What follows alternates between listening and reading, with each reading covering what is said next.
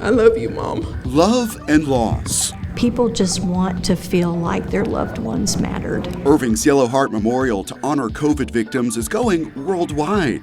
Find out about the plans and hear the heartfelt messages organizers want to share. Past meets future. We just can't wait to be able to get people back out here. We are getting a look at what will be part of the renovated and expanded Heritage Park and learning about the first event planned there. A cut above. I'm seeing it with my own eyes. It just makes a difference. Local barbers help build relationships with police. See why some are earning cash awards in the process. Plus a preview of Irving's latest fire station. A nonprofit works to recover from the winter storm.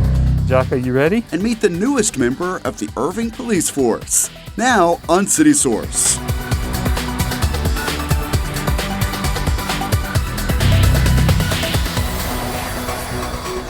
The Irving Grand Prairie Joint COVID-19 vaccination site is now operating as a drive-through to accommodate more people. Hello and welcome to City Source. I'm Thomas Gandy. A reminder of how to register for the vaccines is coming up. But first, the human toll of COVID shown through Irving's Yellow Heart Memorial. A local resident came up with the idea, got some help from the city, and now it is set to expand worldwide. We were at the closing ceremony of Irving's Memorial to capture the touching moments.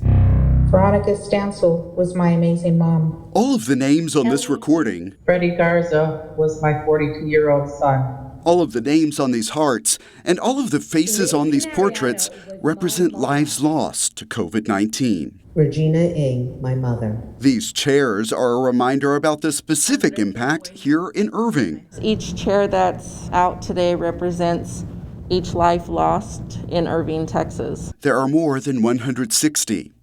They are all part of this closing ceremony for the Yellow Heart Memorial at the Jack D. Huffman Community Building.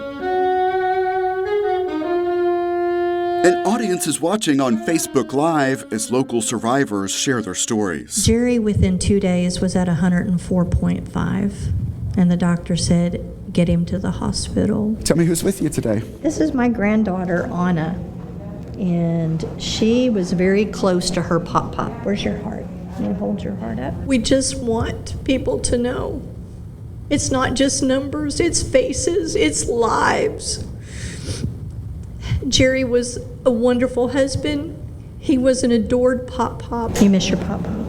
Yeah, you do. She still has a lot of memories of him, and so does my oldest grandson, and I hope that that continues, but I'll make sure that they do remember, because he loved them very much. This has been really hard on all of us, especially the kids. The family members at this ceremony share their heartbreak in the hopes of making a difference. They know numbers on the news do not tell the whole story. More than 500,000 Americans have now been killed by the coronavirus. I think people are just numb to the numbers, and I don't want my mom to just be a number. I want her to be remembered for the wonderful, amazing person that she was. We will never let our loved ones be a number. Irving resident Rosie Davis started the Yellow Heart Memorial after her mother died from COVID. My mom's last words to me were, when you get to heaven, we're going to look for each other. Her grief led her to action and advocacy. She connected with New Jersey teen Hannah Ernst, who started making these portraits of COVID victims after her grandfather died. What kind of response have you gotten to this display in Irving? It's just been amazing. I mean, the amount of support and love and appreciation people have towards what I'm doing and what Rosie's put together, it's just unlike anything I've ever seen before. The response was bigger than they ever expected, with people sending in names and requesting portraits from everywhere. How does that make you feel, just to know that you've been able to make this difference and this impact? Sometimes it's hard for me to wrap my head around it. But, in the midst of my own grief, I'm helping other people that are grieving as well. The memorial is coming down, but the work isn't over. It's far from over. This is just the beginning. A Yellow Heart Memorial is now up in Long Beach, California, and there are plans in other places as well. One in New York, in Queens, and then we have one in Ohio. South Africa, you told me? South Africa, and also in the UK. And then one in the Philippines. And all of this started with you right here in Irving, Texas. Yes. She puts together packages to help cities create their own memorials with Hannah's portraits, yellow hearts, and more. For her and others involved, it's all about sending an important message. Even if you're not one of these people that believe in COVID, or if you're not one of these people that wear a mask, look at what's going on. These are lives. These are lives that have been lost. These are loved ones. I know people are tired of wearing masks. They're tired of their lives being restricted. But you know what? We're tired of people dying. Not only are they sharing publicly, they support each other through Facebook groups for victims. I feel like only they understand what I'm going through, what my family's going through. I love you, Mom. A day after that closing ceremony, Rosie Davis joined volunteers to start taking down Irving's Yellow Heart Memorial. She carefully removed her mother's portrait, knowing that there are many more ways ahead to honor her memory. This memorial has gone where I never imagined it would go. It is a memorial motivated by grief that they share in hopes of saving lives. That Yellow Heart Memorial was always meant to be temporary. Rosie Davis told me she would like to see a permanent memorial to COVID victims built here in Irving. Now to the vaccines. As I mentioned, the center at the theater at Grand Prairie is now operating as a drive-through. In just the few weeks it has been open, Irving and Grand Prairie EMS personnel administered more than 7,000 shots, and that number is expected to climb much higher as more supply becomes available. A reminder that appointments are required, and the state is now allowing anyone in Group 1C to sign up. That includes anyone age 50 and over. To register, call 1-855-466-8639, which is 1-855-IMMUNE9. The line is open 7 a.m. until 7 p.m. daily. You can also register and learn more at dallascountycovid.org. It is also worth a reminder that you can register anywhere, in any county or at any pharmacy or doctor's office that has a supply of the vaccine. On the federal level, President Biden is directing states to allow all adults to receive vaccines by May 1st. He called on everyone to do their part to keep the virus in check, and he is looking ahead to possible in-person Independence Day celebrations. The removal of the state's mask mandate and ending of all COVID-related business restrictions were among the topics covered at the most recent virtual Café con Nosotros event hosted by the Irving Hispanic Chamber of Commerce. Mayor Rick Stouffer was the guest. I encourage people, if they're comfortable, to wear their masks. I think it has made a difference. You can see just in this year alone the difference in the amount of people that have had the flu, that have passed from the flu. The masks have made a difference. Mayor Stouffer also answered questions about the ongoing recovery from the recent winter storm. Some people expressed concerns about apartment residents. Is there somewhere that I could help refer them to that may give them better answers as to where to go or where to find help? That's been one of my concerns. Okay, we've got the pipes fixed. Now we need to get the rest of everything fixed and up and running. And if you would refer them to code enforcement, we've been, and again, I don't say this to be heavy-handed, but sometimes you have to force people in order to, you've got to have a hammer, and the hammer the city has is $500 a day per unit if it's not habitable. The nonprofit Brighter Tomorrows sustained a lot of damage in the winter storm. We'll get an update from that agency's development director later in the program. The storm did not cause a significant delay in construction at Heritage Park. More progress is evident at the site all the time. We paid a visit to see the features taking shape. From land clearing to public input to design to now, when all of the ideas are becoming reality at Irving's Heritage Park. Just couldn't be more excited. We've been talking about it for a long time, and now it's coming to life. The Irving Parks and Rec team is getting an up-close look at the progress. Each time we come out, you notice how much progress they're doing. Let's start with the biggest attraction. It's kind of the centerpiece. It is, yeah. This stage will be the site of musical performances and more. The entire back wall It's going to be the LED screen. With the LED screen, we'll be able to have movie night. Also with the size, it won't limit us to the number of people that will be able to perform, the size of bands that would come out. The stage is part of a building that will also feature dressing rooms for performers and public restrooms. The look of this building is going to be kind of that 20s time frame that you'd kind of see in a warehouse or a railroad type area.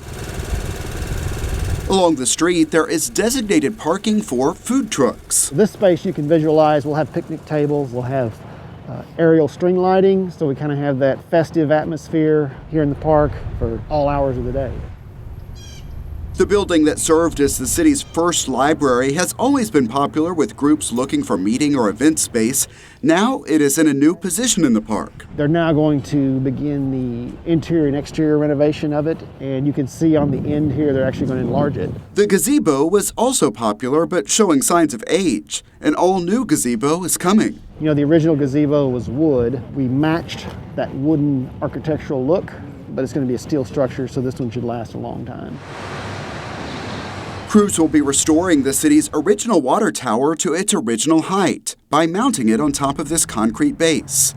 It will be just one attraction on a new Pioneer Walk that will offer even more history for people to learn about. We're going to have plaques in 2 locations here, and those plaques are going to commemorate the original 8 Irving communities before the city was incorporated.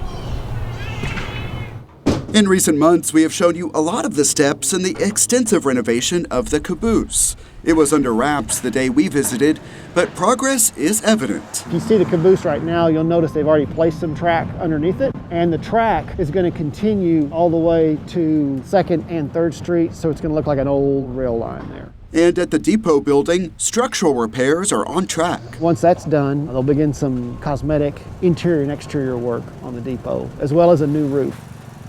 Both the caboose and depot will be open at certain times for docent-led tours. We're also going to provide a ramp on the backside that's going to connect the caboose to the depot, as well as provide accessibility to the freight room. In all, it's $6.5 million in improvements at Heritage Park, recognizing and preserving history while setting a stage for big future events. I grew up just right down the street off of 6th Street, so not too far from here.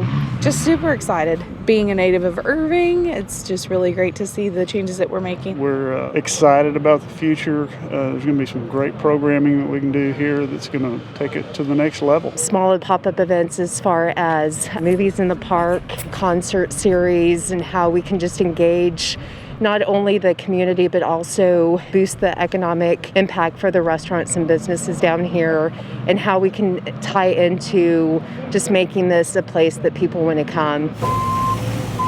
The exact schedule will depend on weather, but right now the team believes the expanded and renovated Heritage Park will open in the fall. We are starting to look at our kickoff event probably being Christmas. And right here is where the Christmas tree is going to go. I think it's going to really bring some excitement, not just South Irving, but the whole city. Also, as part of that project, Encore is putting utility lines underground. Another construction project is pretty much complete. In the coming weeks, Irving firefighters will move into the new Fire Station 4 at Metker Street and Toller Lane. This station replaces one that is about 60 years old and cannot accommodate all modern equipment. The fire chief has told us that the new Station 4 will improve response times in the area. It also has a lot of energy-efficient features that make it LEED compliant. We plan to have a full tour for you on an upcoming edition of City Source. Now to police news. We have covered the department's innovative Shop Talk program from the very beginning. The initiative that works with African-American barbershops continues to add partnerships and grow. At the latest program, some barbers took home cash awards. Here's our coverage. This is a very diverse community that has embraced all races. As part of that recognition of diversity, people are at the Kroger on Beltline Road for the Irving Police Department's Black History Month celebration. An opportunity for us to come together as a community, as a city, as a police department, and truly celebrate what our connection is with our African American community. And really, foundationally, that starts with our Shop Talk program. Barbershops played a vital role in the cultural and economic development of African American communities. And building on that role, Irving Police Officer John Plunkett led the way in establishing Shop Talk back in 2016. The program provides a chance for officers to build relationships and have candid conversations. And the whole goal of this here is to build that unity, build a unity in the community between the police and the African American community. I have the opportunity to give a special recognition to Aaron McGee. The city of Irving recognized the owner of Mitchell's Barbershop, Aaron McGee. His shop was the first one to have us in, and he's been instrumental in making those connections for us and in talking about the benefits of the program. It's awesome. It's an awesome feeling. It's letting all the kids know that, look, law enforcement is on your side. He's been doing this all the life I've known him, and he's still shining, man. The program is growing through a partnership with One Community USA. The nonprofit is honoring 2 local shops and 1 barber with $500 awards for making a difference. One goes to Christian Newell from 5 Star Cuts. I recommended Chris for this award because he does a lot of things outside of the barbershop. He offers mentorships and free haircuts.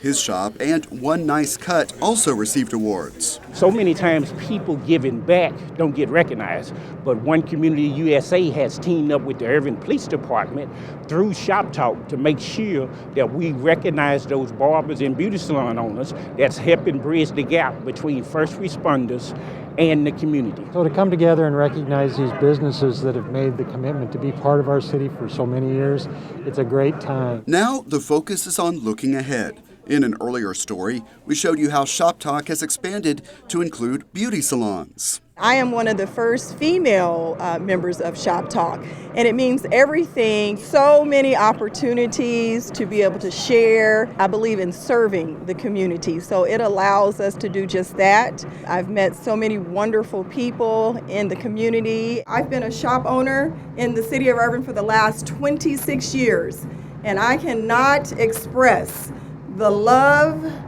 the respect, the admiration for being a part of this community. I meet a group of amazing people, like, the mayor, the police chief. I'm able to network and meet all types of people and able to work with them to do other things in the community, to make it even stronger. New partners, including the Dallas Mavericks, are on board, and One Community USA is expanding Shop Talk to other cities. So over the last several months, we have added Duncanville Police Department, Euless Police Department, Carrollton Police Department, DeSoto Police Department, and we in negotiation with several other local agencies. Man, I think every city that hears about this program needs to adapt this program, because I know for a fact, and I'm seeing it with my own eyes, that this makes a difference. The Shop Talk program has created an image so we can reach everybody, all the constituents of our city. Today, we are celebrating something that we have started as a community. The Irving Police Department is looking at more outreach to other diverse local communities. If we're truly going to be a police department for all of our community, we have to have those inroads into all of those different cultures, all of those different neighborhoods, all of those different communities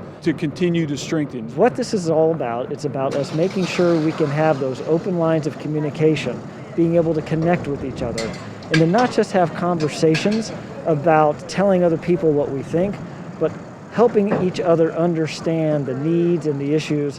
And it's all about understanding and acceptance and moving things forward. On this day, the celebration is for Black history. It became a month-long celebration in 1976. Learning more. So African Americans created the gang bridge.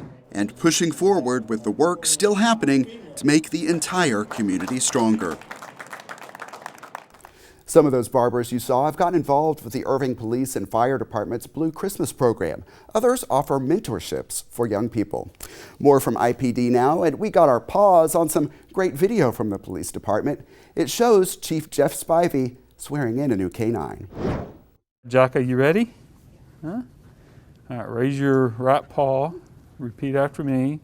I, Canine Jocka, do solemnly swear that I will faithfully execute the duties as a police canine for the city of Irving. Yeah, I'm not so sure he ever got that right paw up, but I don't think that will make him any less official.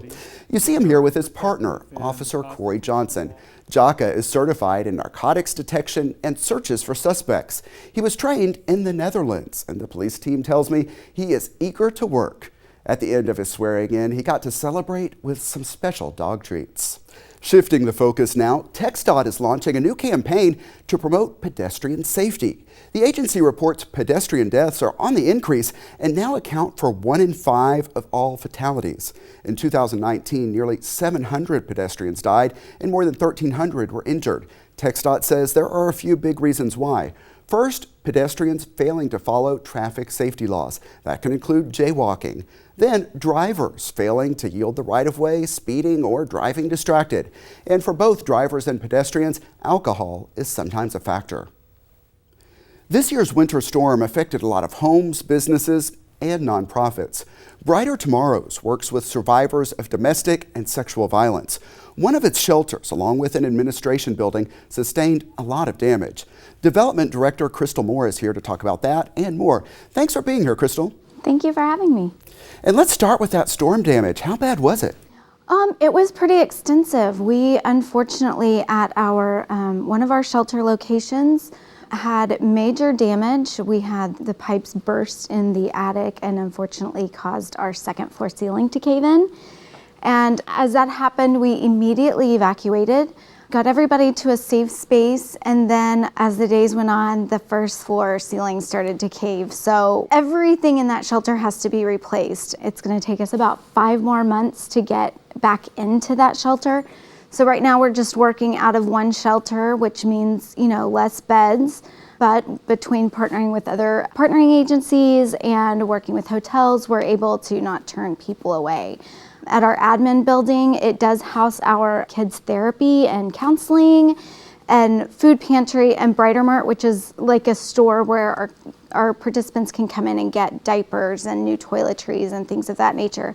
And it had about 3.5 inches of water. So it's been a little difficult. Sounds like you are adapting to the challenges best you can, but for people who are not familiar with Brighter Tomorrows, what services do you provide? We provide wraparound services for domestic violence and sexual assault victims. Anything from, it starts out with a hotline call. So they call our hotline and we figure out where they're at in their stage of needing help. If they need immediate help to get out, we create a safety plan and we get them to our shelters.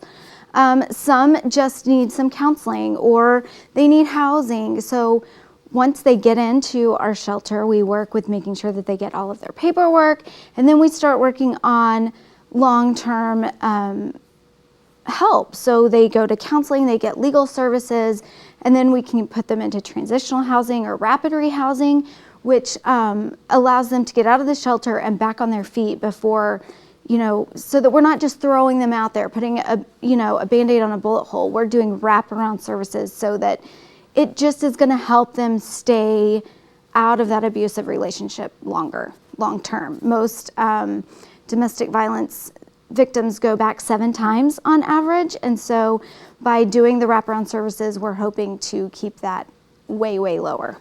A lot of resources there, and we know the past year or so has been pretty stressful for pretty much everyone. Economic challenges, health challenges, many people working from home. How have all of those things affected domestic violence and the number of calls you get?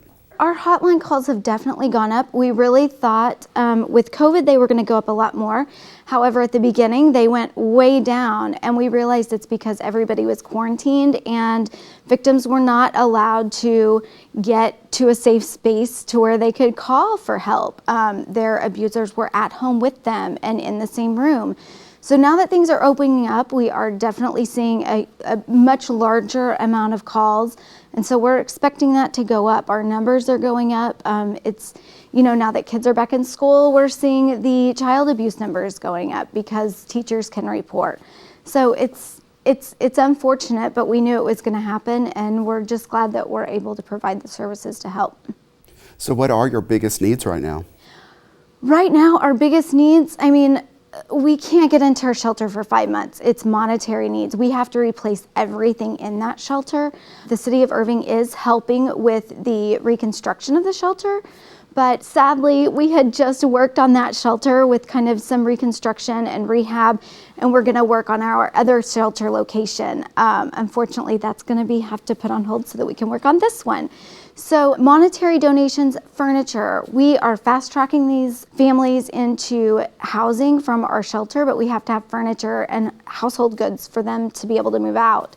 So we can take donations of furniture and household goods at our thrift stores in Grand Prairie and DeSoto, and volunteering, just sharing our stuff on Facebook. It can be little, it can be big, just we need the help. We need the help. It's been a little bit stressful. And we have had the website on the screen for people to reach out for more information. Crystal Moore, thanks so much for being here. Thank you. And in other news, the city of Irving is developing a 20-year roadmap that will guide the availability, affordability, and quality of housing. And there are ways you can get involved. The city will host town hall meetings. On March 23rd at 7 p.m., the meeting will be in English. On the 24th, it will be in Spanish. There will also be an option to participate via Zoom. To learn more and fill out a survey on the housing issues you think are important to consider, go to cityofirving.org/housing-plan. Keep Irving Beautiful is getting ready for the Don't Mess with Texas Trash Off Great American Cleanup. This year's event will look a little different from past years. Registration is limited to 100 participants, and there will be staggered start times. The cleanup will be on Saturday, April 10th at Trinity View Park. Register now at keepirvingbeautiful.org. Volunteers who bring a canned food item for Crisis Ministries will receive a free t-shirt while they last. Time now for our Pets of the Week. So let's get a virtual visit to the Animal Care Campus. Michael Whiteside is with the DFW Humane Society and joins us now. Michael, a couple more big dogs to talk about. Let's start with Shayla. Yeah, so Shayla is the first dog we have today, and she is a 3-year-old Dutch Shepherd mix. And she's this gorgeous brindle color with really, really soft fur. So she's kind of a mix. She's got some longer fur and shorter fur all mixed in together, and she's so sweet. For 3 years old, she has a lot of energy. She loves to run. She loves to play with toys. She loves other dogs. We've spent some time with her and other dogs in the yard together, and they just have a blast running around and wearing each other out. And so she definitely is going to need a running buddy and somebody that can hang out with her in the backyard and throw some toys and spend a lot of time getting her some activity and getting some of that energy out of her. And the next dog is Duke, and Duke is kind of a good example and a chance for us to talk about the Guardian Angel Fund that you have. So give us some of the backstory on Duke. Yeah, so Duke originally came into Irving Animal Services as a stray. Right now, he's one of my favorites. Not that I have favorites. Don't tell anybody else or any of the other pets here. Such a sweet baby. Duke is just a really, really special dog. He is about 4 years old, maybe a little bit older, but he did come in, he tested positive for heartworms. You know, when heartworm treatment can be difficult on some dogs, some handle it just fine. Duke was one of those that had a really difficult time after the initial injections. He was really lethargic and tired and was having some soreness. And so he started spending a lot of time in my office and in our office area. And he is just a really people-oriented dog. He really wants to be next to someone. He wants to get petted. He wants that attention. And he wants to know that you're close by. He doesn't always have to be right against you, but he wants to know that you're nearby. And that helps him feel comfortable. He'd be a great therapy dog if you got him through the proper training and took him to go meet other people, because he loves meeting new people. When he's available to go home, which is going to be about 2 weeks from now, he's just going to be an amazing pet for whoever takes him home. And those heartworm treatments can get expensive, and that's where, as I mentioned, the Angel Fund comes in. Definitely. You know, with the Guardian Angel Fund, we currently have 3 pets up there right now. All 3 are heartworm dogs. Duke's treatment is about $425. And so those, depending on the size of the dog, it ranges from anywhere from $200 to $600 or $700 even sometimes, depending on the size. You're able to give. You can visit our Guardian Angel Fund page and make a donation to any of those pets or just to the general Angel Fund. And it's important to think about at this time as more facilities are opening up. If you want to come meet Duke, or if you want to meet one of the other dogs or cats at the Humane Society or at the Animal Care Campus overall, what is the procedure right now to come in and adopt a dog? Yeah, so we're still kind of going with the same procedure we've been doing for a while. We haven't changed much right now. So we are asking that before you come to the shelter, check out our website, see what pets are available, and identify, 1 to 2 that you want to start with to meet. When you get here, you'll give us a call, let us know that you're here and which pet you'd like to meet. And then we will get you in as quickly as possible, because we're still doing the limited access. We are still requiring face coverings, so a mask or whatever you're using. We are still requiring those when you come into the shelter. So we just want everybody to remember that. And so for a little bit longer, we're going to be doing these limited public access and making sure that we're just kind of keeping able to keep distance between people while they're in the shelter. Important to keep everyone safe and still adopt a dog to have a companion while people are spending more time at home. Yep. All right, Michael, thanks so much. And underscoring what Michael said, the best way to adopt right now is to call the Animal Care Campus and make arrangements to meet. DFW Humane Society's number is 972-721-7788. For Irving Animal Services, call 972-721-2256. Also, check out the websites you see on your screen.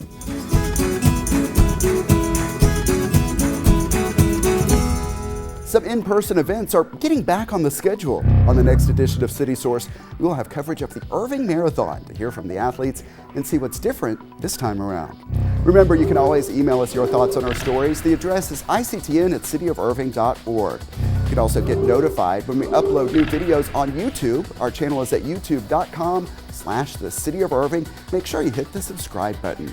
And that's it for this edition of City Source. Thanks for watching, stay healthy, and we'll see you next time.